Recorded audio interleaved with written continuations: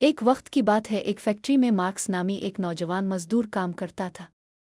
اسے ایک تجربہ کار کاریگر تھامس نے سکھایا، ہمیشہ پوری توجہ سے کام کرو، باتیں کم کرو اور خود کو اتنا ماہر بنا لو کہ کوئی تمہاری جگہ نہ لے سکے۔ سال گزرتے گئے۔ جب تھامس ریٹائر ہوا تو مارکس نے اس کی جگہ سنبھال لی۔ وہ بھی پوری لگن اور خاموشی سے کام کرتا رہا، بالکل اپنے استاد کی طرح۔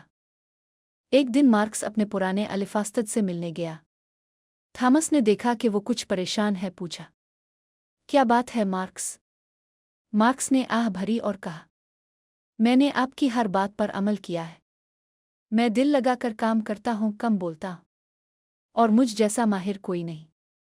پھر بھی جو مجھ سے کم قابل ہیں وہ ترقی پا چکے ہیں، اور میری تنخواہ وہی کی وہی ہے۔ آخر کیوں؟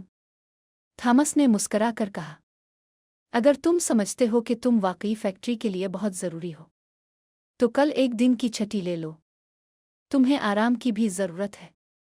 مارکس کو بات عجیب لگی مگر اس نے مان لی۔ اگلے دن مارکس فیکٹری نہیں گیا۔ جب وہ اگلے دن واپس آیا تو مینیجر نے اسے دفتر بلایا۔ مینیجر نے کہا، مارکس، تمہاری غیر موجودگی سے فیکٹری کو بہت نقصان ہوا۔ تمہارے ذمے جو کام تھے کوئی دوسرا صحیح طرح نہیں کر سکا۔ یہ سن کر مارکس کی اہمیت بڑھ گئی اور مینیجر نے اسے سینئر ٹیکنیشین کے عہدے پر ترقی دے دی۔ مارکس خوشی سے جھوم اٹھا۔ اس نے سوچا، یہی تو کامیابی کا راز ہے۔ اس کے بعد جب بھی مارکس کو لگتا کہ اس کی قدر نہیں ہو رہی، وہ ایک دن کی چھٹی لے لیتا اور ہر بار اگلے دن اسے عزت اور توجہ ملتی۔ کچھ عرصہ یہی چلتا رہا۔ پھر ایک دن جب وہ فیکٹری پہنچا تو گیٹ پر گارڈ نے کہا، مارکس صاحب، آپ کا داخلہ بند کر دیا گیا ہے، آپ اب یہاں کام نہیں کرتے۔ مارکس کے پیروں تلے زمین نکل گئی، دل ٹوٹ گیا۔ وہ سیدھا تھامس کے پاس گیا اور بولا، استاد محترم، میں نے تو آپ کی بات مانی تھی، پھر مجھے نوکری سے کیوں نکال دیا گیا؟ تھامس نے مسکرا کر کہا، مارکس، تم نے میرا آدھا سبق سیکھا، پورا نہیں۔ مارکس حیران ہوا، آدھا سبق؟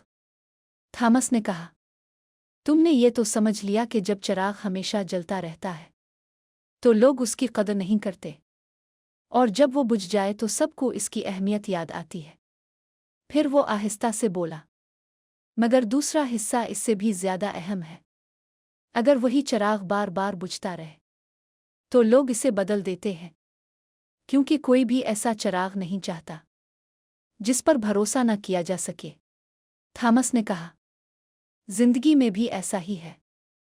ہم اکثر اپنے گھر والوں، دوستوں اور ساتھیوں کو ان کی موجودگی میں اہمیت نہیں دیتے، اور جب وہ چلے جاتے ہیں تب ان کی قدر سمجھ آتی ہے۔ اس لیے اس دن کا انتظار مت کرو، ان کا شکر گزار بنو جب وہ تمہارے ساتھ ہوں۔ اور یاد رکھو، اپنی اہمیت جتانے کے لیے بار بار رکنا، غائب ہونا دانشمندی نہیں۔